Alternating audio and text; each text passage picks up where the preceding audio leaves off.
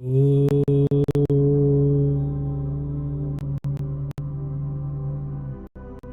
सरस्वती नमस्तुभ्यं वरदे कामरूपिणी विद्यारम्भं करिष्यामि सिद्धिर्भवतु मे सदा।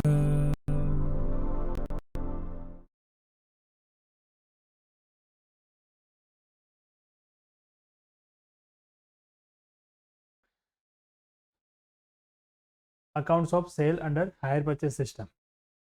फर्स्ट लेक्चर में हमने एक मेथड देखी थी, when cash price and rate of interest given.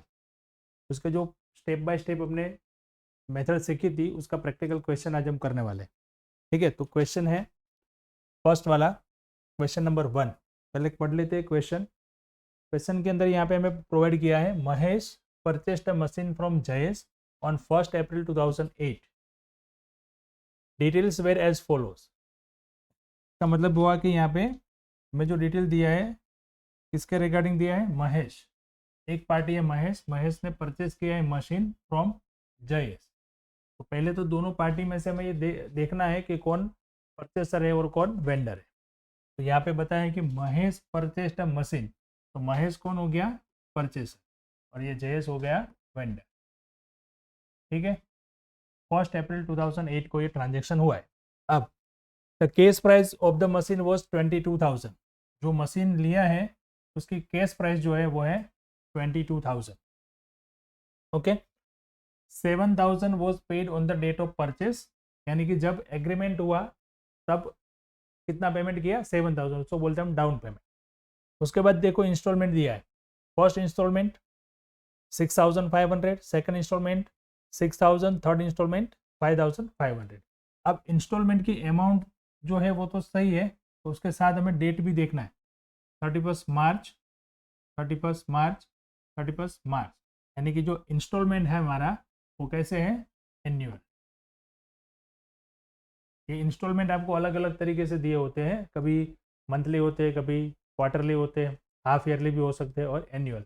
ये इसलिए देखना है क्योंकि हमें इंटरेस्ट की कैलकुलेशन करनी है, बराबर। तो यहाँ पे एक खास ध्यान में रखना है। उसके बाद दिया है जहेज चार्ज इंटरेस्ट 10% पर एनम। तो इंटरेस्ट जो है 10% का इंटरेस्ट का रेट दे दिया। आउटस्टैंडिंग बैलेंस ऑफ कैश, वो आउटस्टैंडिंग पे ही होता है। अब क्वेश्चन पूछा है कि Mahesh provided depreciation on machine eight 10%। Okay, तो डेप्रिसिएशन का रेट दे दिया यहाँ पे। अब ये डिमिनिशिंग बैलेंस मेथड, डेप्रिसिएशन की मेथड दी है। डेप्रिसिएशन की दो मेथड यूज करते हैं हम, स्ट्रेट लाइन मेथड और WDV, return down value method. तो रिटर्न डाउन वैल्यू मेथड का ही नाम है ये डिमिनिशिंग बैलेंस मेथड। ठीक है, तो ये कौन सी मेथड हमें यहाँ पे लेना है? WDV मेथड ही लेना है, यहाँ पे खाली नाम अलग से दिखा है। क्या क्वेश्चन है हमारा? तो prepare machine account, prepare machine account and interest account in the books of Mahesh. Mahesh यानी कौन है? परचेस। उसके अकाउंट में उसके बुक्स में मशीन का अकाउंट और इंटरेस्ट का अकाउंट तैयार करना है। Assuming that the machine is purchased on hire purchase system. ये मशीन जो है हमने हायर परचेस सिस्टम के थ्रू परचेस किया है, इस रिगार्डिंग हमें ये अकाउंट तैयार करने हैं।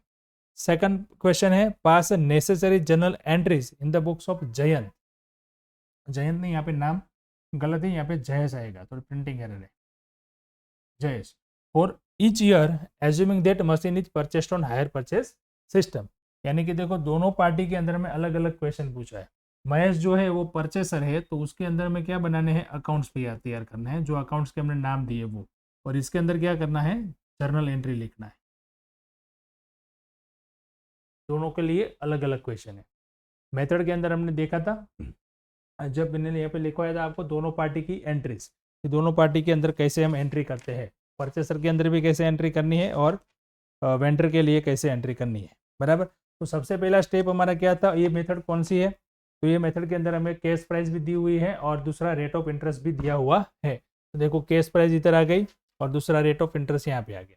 तो ऐसे कोई भी क्वेश्चन है तो उसको हमें कैसे सोल्व करना है? सबसे पहला पॉइंट स्टेप क्या था हमारा? Calculation of interest. तो चलिए स्टार्ट करते हैं। पहले कैलकुलेट करते हैं कैलकुलेशन ऑफ इंटरेस्ट। ठीक है,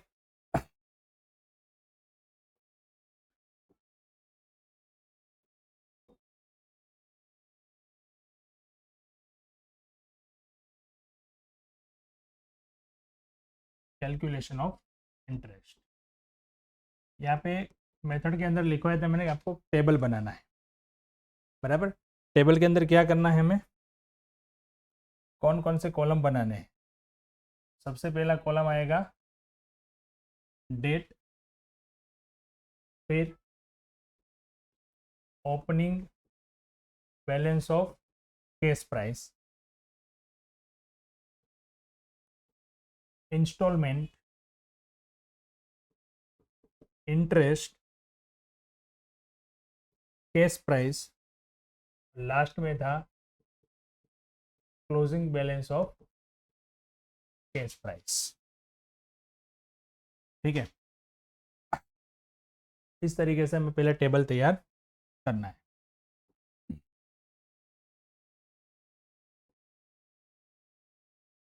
सबसे पहले डेट कैलकुलेशन कहाँ से स्टार्ट करेंगे, तो जो हमें डिटेल यहाँ पे दी हुई थी, ट्रांजैक्शन कब हुआ है, 1 अप्रैल 2008, और उस दिन कौन सा पेमेंट किया है, 7000 का, और टोटल केस प्राइस कितनी है, 22,000।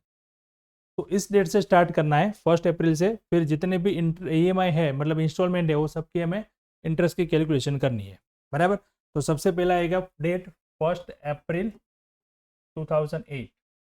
यहाँ पे केस प्राइस का ओपनिंग बैलेंस कितना था, 22,000,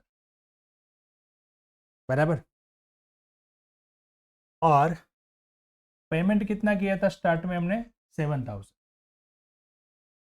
जो डाउन पेमेंट बोलते हैं हम उसको। डाउन पेमेंट के अंदर कोई इंटरेस्ट होता नहीं है, इंटरेस्ट किसमें होता है, इंस्टॉलमेंट में, बराबर। तो अब 22,000 था, 7,000 इंस्टॉलमेंट पे किया, तो इसमें कैश प्राइस की टोटल कितना पेमेंट हो गया, 7,000। अब 22 में से 7 माइनस करा तो बाकी क्लोजिंग बचा 15,000। टेबल इस तरीके से कैलकुलेशन करते जाना है और तैयार करते जाना है, इंटरेस्ट हमें मिलता जाएगा। ठीक है, अब सेकंड कौन सा आएगा, देखो ये केस प्राइस जो थी वो हमने ले ली, बराबर। यहाँ पे जो केस प्राइस था वो 22,000, पहले हमने पेमेंट कर दिया 7,000 का, तो यहाँ तक हो गया। अब फर्स्ट इंस्टॉलमेंट, सेकंड इंस्टॉलमेंट और थर्ड इंस्टॉलमेंट, ये तीनों के अमाउंट आप देख लीजिए यहाँ पे 6,500, 6,000 और 5,500, बराबर। इसमें हमें देखना है किस तरीके से इंटरेस्ट कैलकुलेट करेंगे। सेकंड डेट आएगी 31 मार्च 2009। बैलेंस जो था केस प्राइस का वो इधर आएगा 15,000, यहाँ पे जो क्लोजिंग था वही। अब क्या लिखना है, इंस्टॉलमेंट की अमाउंट, इंस्टॉलमेंट की अमाउंट यानी कि 6,500। अब इसमें इंटरेस्ट कितना आएगा, इंटरेस्ट किस पे कैलकुलेशन होगा, जो हमारी यहाँ पे क्लोजिंग बैलेंस है उस पे, ओपनिंग बैलेंस है उस पे। 15,000 का था 10%, और एनुअल था ना, तो सीधा 10% ही आएगा। EMI कैसे, एनुअल, तो 10%, तो कितना है EMI इंटरेस्ट, 1,500, बराबर। तो इंस्टॉलमेंट में से माइनस कर दिए इंटरेस्ट, तो कैश प्राइस बच गई 5,000,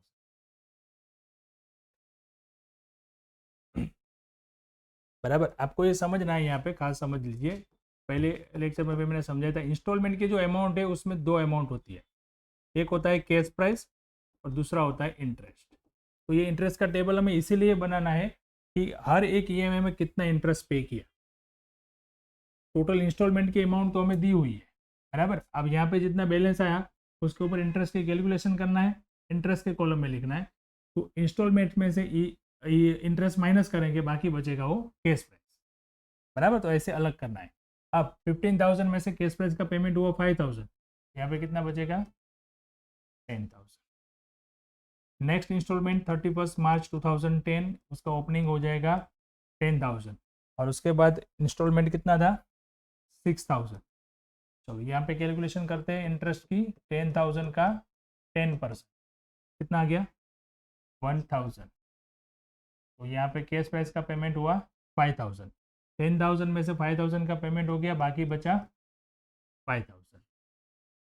31 मार्च 11। यहाँ पे केस प्राइस का बैलेंस बच गया 5000 और ईएमआई कितना था, इंस्टॉलमेंट की अमाउंट 5000, 5500, 5500। यहाँ पे वापस कैलकुलेशन करते हैं इंटरेस्ट की, तो 5000 का 10%, इंटरेस्ट की अमाउंट आ जाएगी 500 और केस प्राइस बच जाएगी 5000। 5000 बाकी था, 5000 का पेमेंट, बैलेंस केस प्राइस 0। ठीक है, ओके। तो इस तरीके से हमने जो भी इंस्टॉलमेंट थे उसमें से इंटरेस्ट कितना था और कैश प्राइस कितनी थी वो हमने कैलकुलेशन कर ली फर्स्ट स्टेप में। हमारा सेकंड स्टेप था हमारा कैलकुलेशन ऑफ डेप्रिसिएशन। तो सेकंड स्टेप पे आते हैं।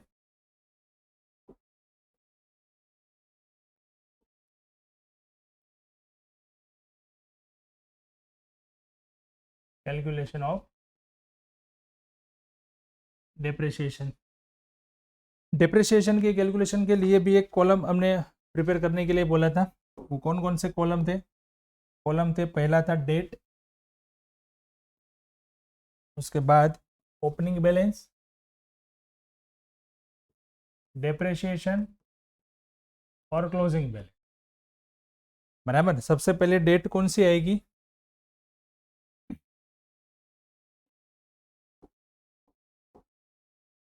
देखो, अब सबसे पहले डेट कौन सी आएगी?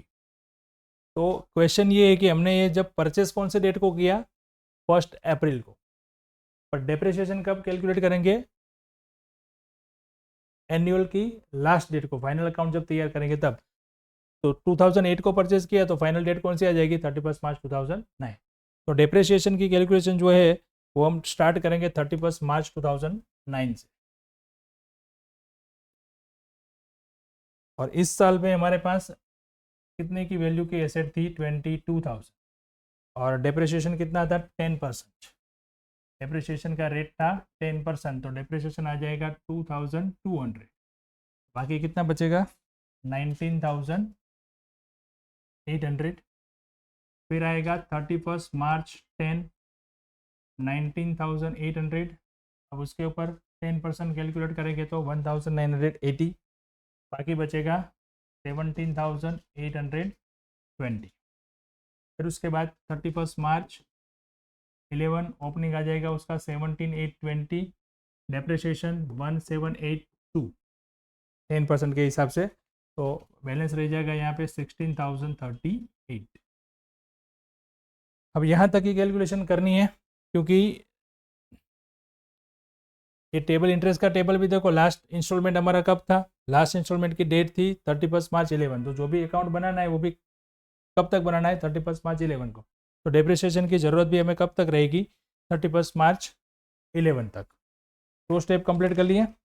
अब नेक्स्ट स्टेप आता है जर्नल एंट्रीज। पर यहाँ पे जनरल एंट्री हमें नहीं पूछी है, दोनों के अंदर हमें क्या पूछा गया है?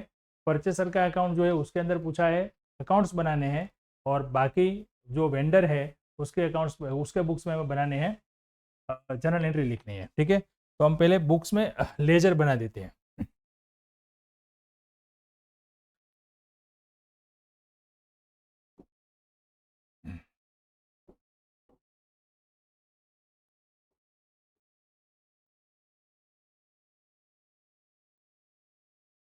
Account in the books of Mahesh. Mahesh जो कि परचेसर था। ठीक है, कौन कौन से अकाउंट उसके बुक्स में बनेंगे? तो सबसे पहला अकाउंट बनेगा उसके बुक्स में मशीन का अकाउंट।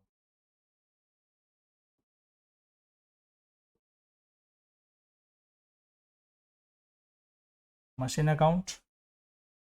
दूसरा बनेगा जयेश का अकाउंट, इंटरेस्ट का अकाउंट और डेप्रिसिएशन का अकाउंट।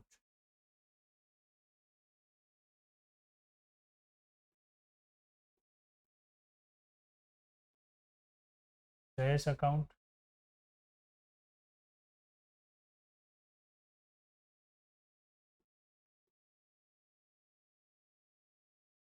इंटरेस्ट अकाउंट और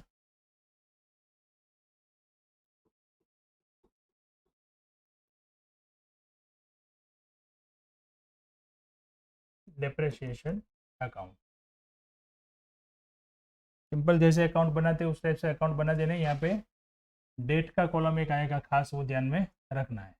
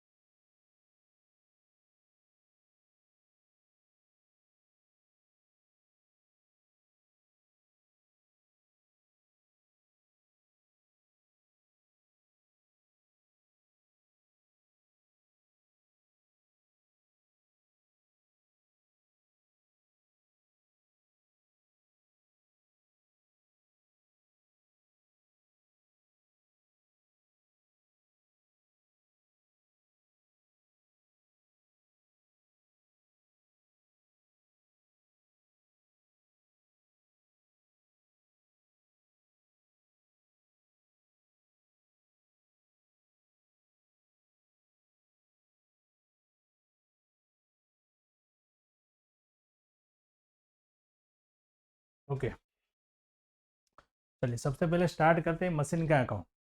मशीन का अकाउंट जब हम स्टार्ट करेंगे तो सबसे पहली एंट्री जो थी वहाँ से हम स्टार्ट करेंगे। और डेट का कॉलम खास इसमें इसलिए रखना है कि ये जो अकाउंट हमें बनाना है वो 1 साल के लिए नहीं बनाना है, जब से हमने परचेज किया जब से उसका पेमेंट पूरा हुआ तब तक का बनाना है। यानी कि 2008 से स्टार्ट किया और 11 तक इसका ये इंस्टॉलमेंट की डिटेल दी है, तो 3 साल के लिए बनाना है, 8, 9, 9, 10 और 10, 11, बराबर। तो सबसे पहला ट्रांजेक्शन जो था वो था 1 अप्रैल 2008 को एग्रीमेंट हुआ कि मशीन परचेस करना है और 7,000 का पेमेंट किया। अब हम अभी किसके अकाउंट बना रहे हैं? परचेसर के। तो परचेसर ने जो ट्रांजेक्शन की है, जो जनरल एंट्री में लिखी थी, वही एंट्री यहाँ पे हमें करनी है और वो एंट्री के हिसाब से अकाउंट में एंट्री करते जानी है। तो सबसे पहला ट्रांजेक्शन ये था कि उस जो एग्रीमेंट करता है तो परचेसर को एंट्री करता नहीं है, पर जब वो डाउन पेमेंट देता है तो एंट्री होती है। डाउन पेमेंट देता है तो क्या एंट्री होती है? Asset account debit to bank. यानी एसेट यहाँ पे क्या है? मशीन। तो machine account debit to bank. तो सबसे पहली एंट्री यहाँ पे डेबिट साइड आएगी 1 अप्रैल 2008। डेबिट साइड हम लिखेंगे बैंक अकाउंट और उसने जो भी डाउन पेमेंट किया था 7,000, उसकी एंट्री यहाँ पे होगी, फर्स्ट एंट्री। अब हम मशीन की बात करते हैं यहाँ पे पहले। तो मशीन की एक एंट्री हो गई। अब क्या आता है? लास्ट यानी कि साल जब खत्म होता है 2008, यानी कि खत्म होता है 31 मार्च 2009 को, तब क्या होता है? वहाँ पे एक इंस्टॉलमेंट भी आता है और इंटरेस्ट भी पे करना होता है और डेप्रिसिएशन भी होता है। यानी उसके बाद दूसरी एंट्री आती है इंस्टॉलमेंट ड्यू होने। तो इंस्टॉलमेंट ड्यू होती है तब क्या एंट्री करते हैं? इंस्टॉलमेंट जब ड्यू होता है तब परचेसर के अंदर क्या एंट्री करते हैं?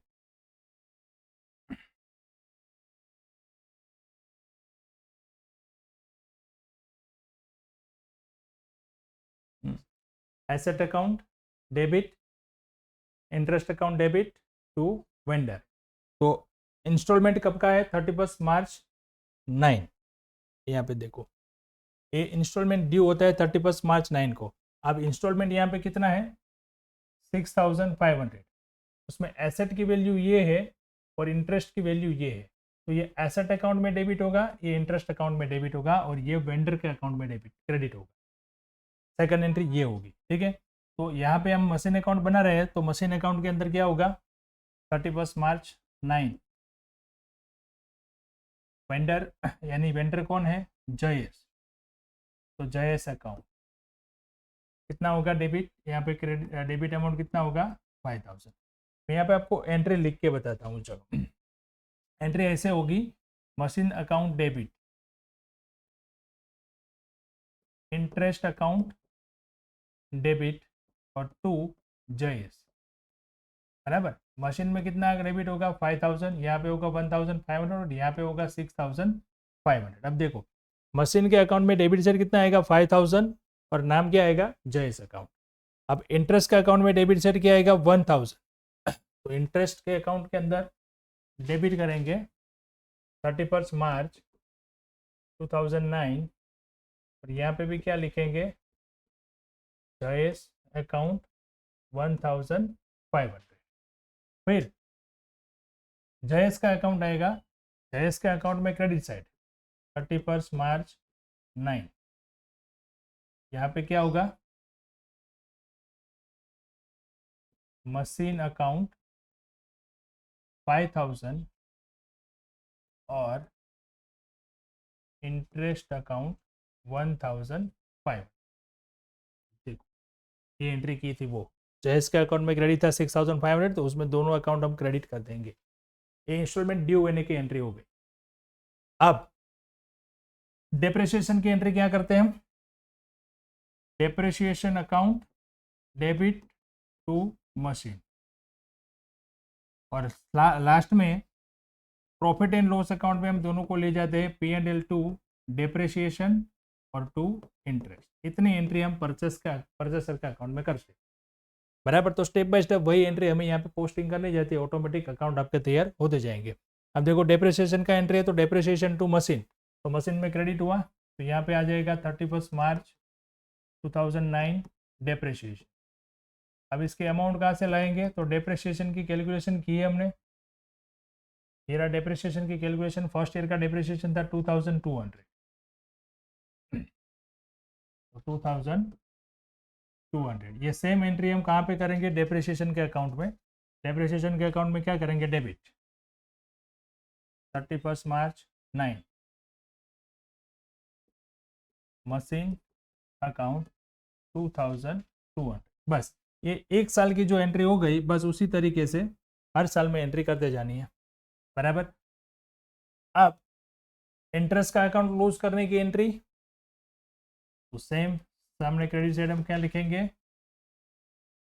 P&L अकाउंट, जो भी था वो हम ट्रांसफर कर देंगे प्रॉफिट एंड लॉस अकाउंट में।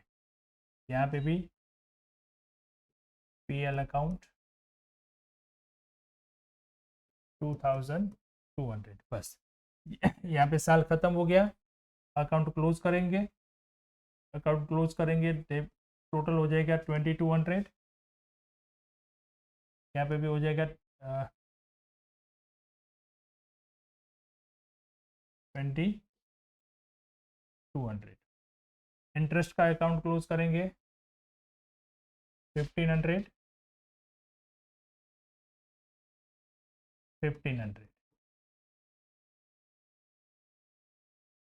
जयेश का अकाउंट क्लोज करते हैं, जयेश का अकाउंट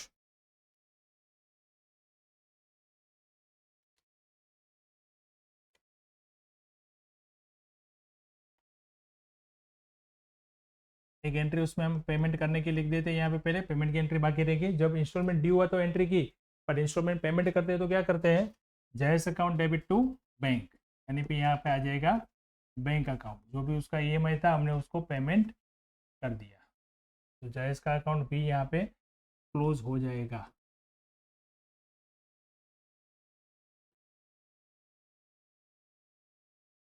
$6,500। अब मशीन का अकाउंट क्लोज करते हैं।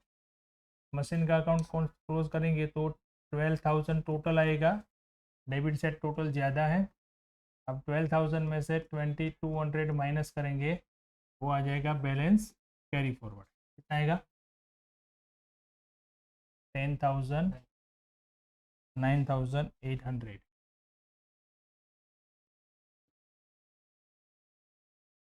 वही बैलेंस यहाँ पे नेक्स्ट ईयर में यानी कि 1 अप्रैल 2009 ब्रॉड फॉरवर्ड आएगा 9,800।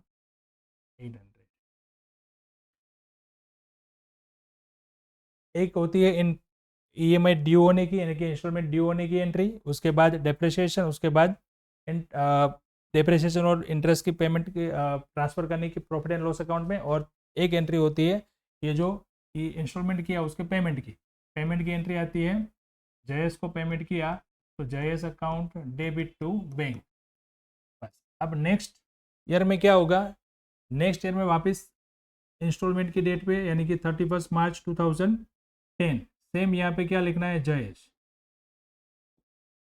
चलिए देख लेते हैं सेकंड इंस्टॉलमेंट की अमाउंट कितनी थी। 6000 इन टोटल अमाउंट थी, उसमें से कैश प्राइस था 5000, तो मशीन अकाउंट में लिखेंगे 5000 और इंटरेस्ट में लिखेंगे 1000। तो यहाँ पे आ जाएगा 5000 और सेम फेस के अकाउंट में दोनों पहले हम लिख लेते तो भी इजी रहेगा। मशीन अकाउंट 5000 और सेम डेट पे इंटरेस्ट अकाउंट 1000 और इंटरेस्ट में यहाँ पे डेबिट 31 मार्च 2009 जयस अकाउंट 1000।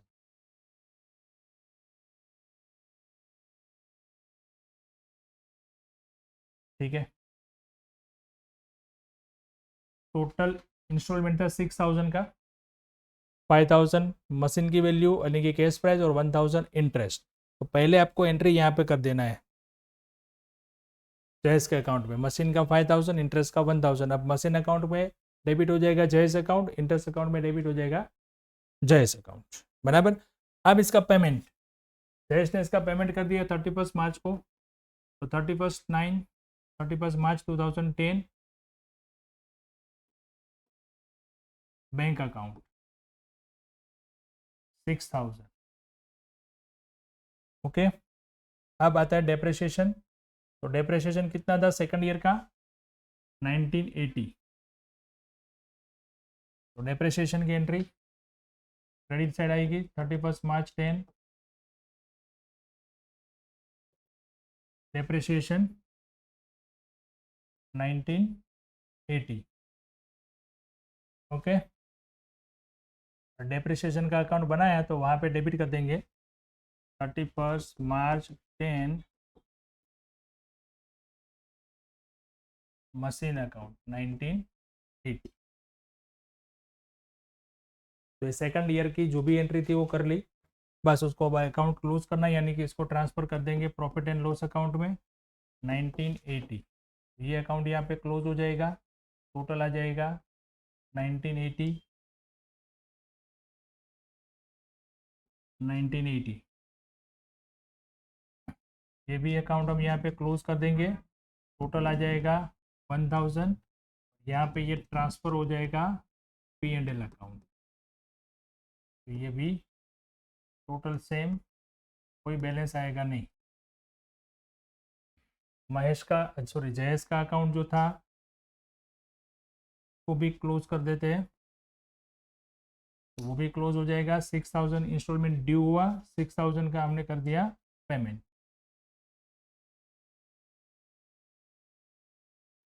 ये भी अकाउंट यहाँ पे हो गया क्लोज। अब मशीन का अकाउंट, मशीन का अकाउंट क्लोज होगा नहीं, मशीन का अकाउंट में डिटेल यहाँ पे टोटल आएगा 14,800 14,800। डेप्रिसिएशन माइनस करेंगे, बैलेंस आएगा उसका 12,820। वही बैलेंस यहाँ पे 1 अप्रैल 11 को ब्रॉड फॉरवर्ड होगा 12,820। कंप्लीट है। नाउ नेक्स्ट ईयर यानी कि 2011 और ये लास्ट ईयर है हमारा। तो देखो यहाँ पे लास्ट ईयर यानी कि 31 मार्च 11 को इंस्टॉलमेंट की अमाउंट है 1500, उसमें से 5000 वो मशीन की वैल्यू यानी कि कैश प्राइस और 500 जो है वो इंटरेस्ट की। अब कहाँ पे एंट्री करनी, पहले जयेश के अकाउंट में हम करेंगे एंट्री, सिंपल करेंगे इसको। जयेश के अकाउंट में यहाँ पे एंट्री करेंगे इंस्टॉलमेंट ड्यू होने की यानी कि 31 मार्च 11 मशीन अकाउंट कितना आएगा 5000। सेम डेट पे इंटरेस्ट 500। ये दोनों अकाउंट हमने यहाँ पे लिखे, दोनों अकाउंट बनाए तो सीधी क्रॉस एंट्री कर दो। मशीन अकाउंट में डेबिट साइड आएगा जयेश, इंटरेस्ट अकाउंट में डेबिट साइड आएगा जयेश। मशीन अकाउंट में डेबिट साइड कर देते हैं 31 मार्च 11।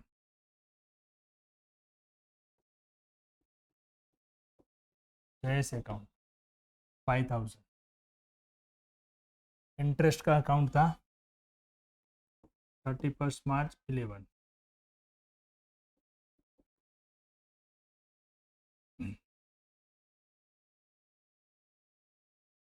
यहाँ पे आएगा जयेश अकाउंट 500। चलो अब पेमेंट की एंट्री, इंस्टॉलमेंट जो ड्यू हुआ उसकी पेमेंट, तो जयेश के अकाउंट में आएगा डेबिट साइड बैंक अकाउंट, क्योंकि एंट्री होगी Jayesh account debit to bank, और जयेश ने पेमेंट कर दिया 5500। डेप्रिसिएशन 1782, तो डेप्रिसिएशन की एंट्री होगी depreciation account debit to machine, यानी कि यहाँ पे क्रेडिट साइड आ जाएगा डेप्रिसिएशन 1728, पर चेक कर लेते हैं 1782 है, 1782 ठीक है। डेप्रिसिएशन का अकाउंट में क्रेडिट कर देंगे, लास्ट वाला अकाउंट था डेप्रिसिएशन 31 मार्च 11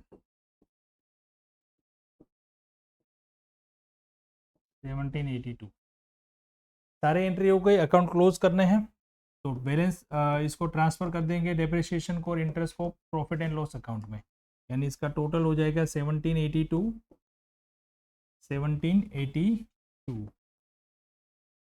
ओके चलिए, इंटरेस्ट का जो है उसको भी ट्रांसफर कर देंगे प्रॉफिट एंड लॉस में 500।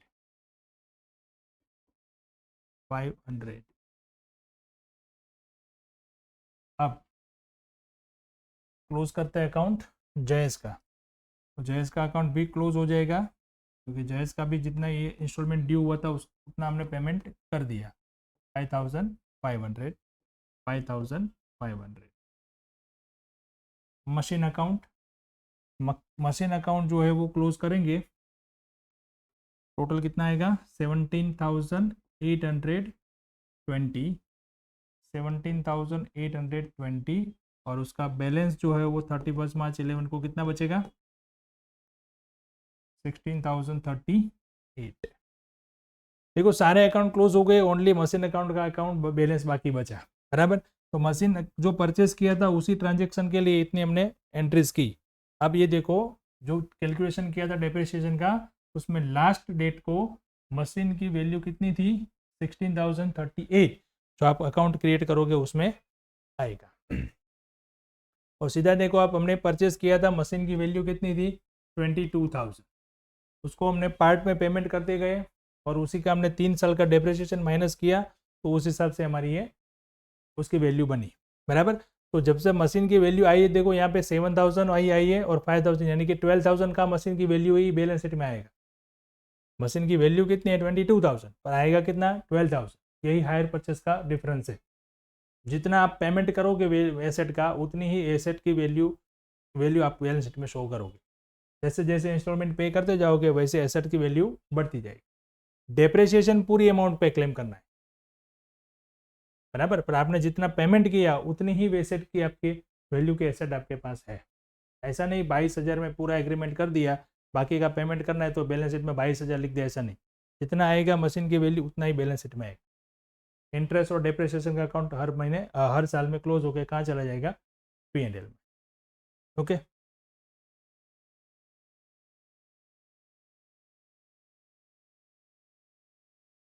अब बाकी है journal entries in the books of vendor,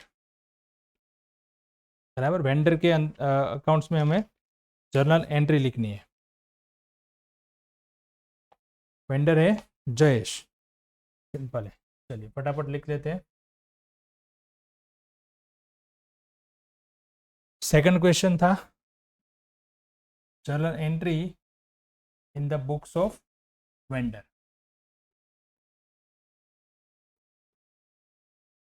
journal entries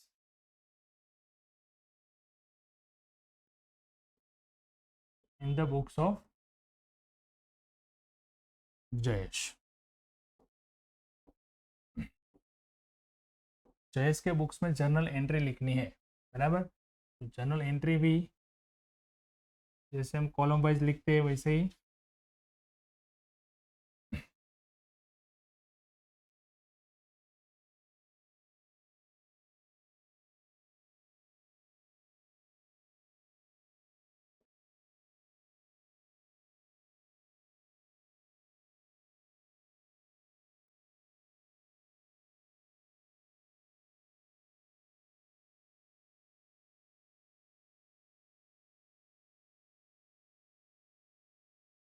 सबसे पहली एंट्री जयेश के अकाउंट में आएगी 1 अप्रैल 2008 को, जब एग्रीमेंट किया तब की।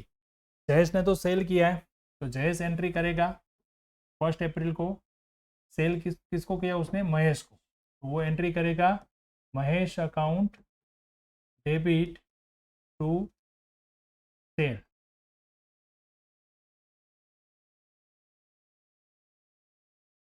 देखो उसके लिए मशीन नहीं है, उसके लिए तो गुड्स है, तो वो लिखेगा सेल, वहाँ पे मशीन मत लिख देना।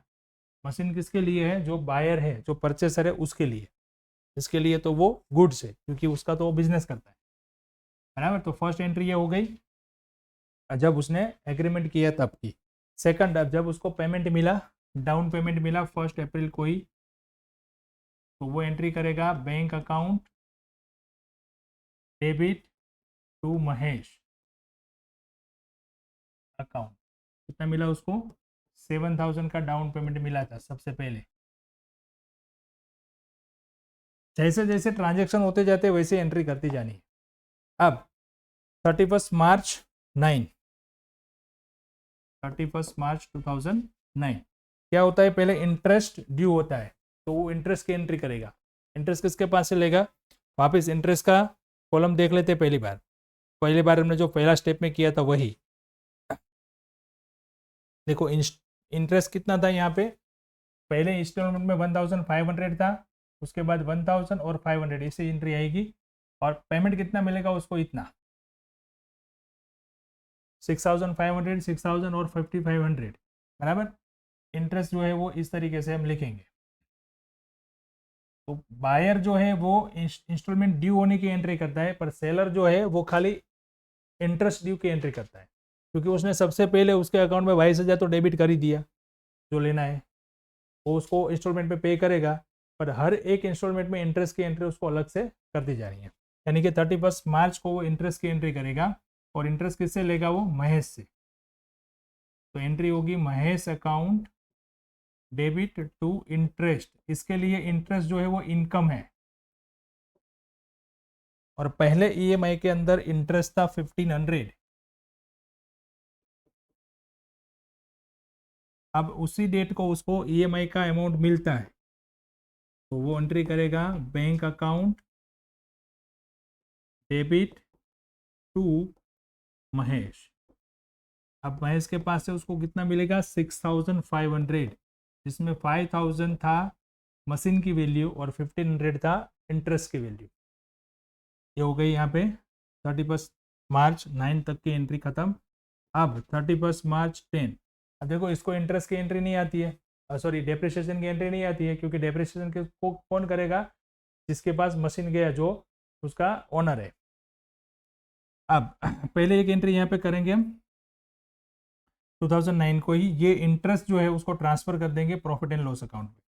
Interest account debit to PL account 1,500। तो देखो फर्स्ट ईयर में इतनी एंट्री आएगी। पहला सेल्स की एंट्री आएगी, उसके बाद डाउन पेमेंट की, उसके बाद इंस्टॉलमेंट का इंटरेस्ट, उसके बाद इंस्टॉलमेंट रिसीव्ड हुआ, और फिर इंटरेस्ट को ट्रांसफर कर दिया प्रॉफिट एंड लॉस अकाउंट। अब नेक्स्ट ईयर में इतनी आएगी इंस्टॉलमेंट का इंटरेस्ट, इंस्टॉलमेंट रिसीव्ड हुआ और फिर इंटरेस्ट को ट्रांसफ़र किया, यानी 2010 में उतनी एंट्री आएगी। तो 31 मार्च 2010 एंट्री आएगी महेश अकाउंट डेबिट, इंटरेस्ट की अमाउंट थी 1000 टू इंटरेस्ट 1000। अब उसी डेट को उसको अमाउंट मिलता है, bank account debit to Mahesh, कितनी अमाउंट मिलती है 6000।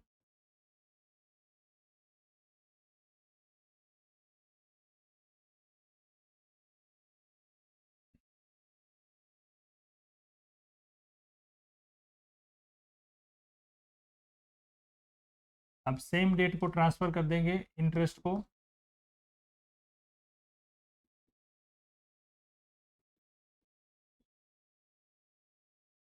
To PL account 1000। 31 March 11 same entry आएगी, अमाउंट खाली चेंज होगा, Mahesh account debit to interest, last instalment के अंदर इंटरेस्ट था 500। अब इंस्टॉलमेंट मिलेगा बैंक अकाउंट टू महेश, कितना मिलता है इंस्टॉलमेंट 5500 5500। अब इंटरेस्ट ट्रांसफ़र कर देते हैं प्रॉफिट एंड लॉस अकाउंट में, interest account debit to PL 500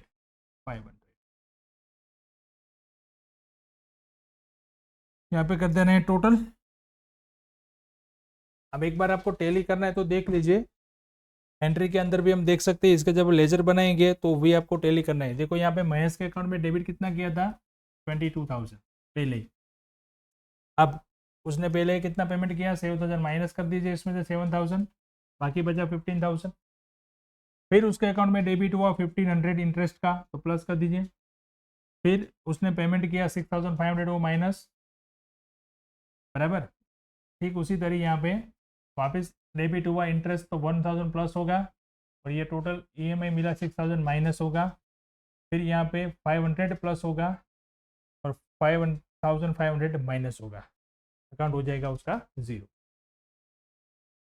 बराबर। तो इस तरीके से महेश का अकाउंट भी जहेश के बुक्स में कंप्लीट हो जाएगा, बराबर है। तो चलिए एक बेसिक सा क्वेश्चन हमने किया ताकि आपको पता चले कि जो भी स्टेप हमने डिसाइड किए थे कि इस टाइप का क्वेश्चन सोल्व करने के लिए क्या क्या करना है, वो आपको इस यहाँ पे समझ में आए। अब नेक्स्ट लेक्चर में इससे भी थोड़ा एडवांस क्वेश्चन देखेंगे हम, और इसी मेथड का क्वेश्चन है, पर एक और क्वेश्चन हम देखेंगे थोड़ा उसमें एडवांस लेवल का क्वेश्चन होगा। ये तो बेसिक सा क्वेश्चन था कि अपने हमें पता चले कि हायर परचेस सिस्टम के अंदर कैसे ट्रांजेक्शन आते हैं, उसको कैसे डील करना है। ठीक है, तो चलिए मिलते हैं नेक्स्ट लेक्चर में नए क्वेश्चन के साथ। Thank you.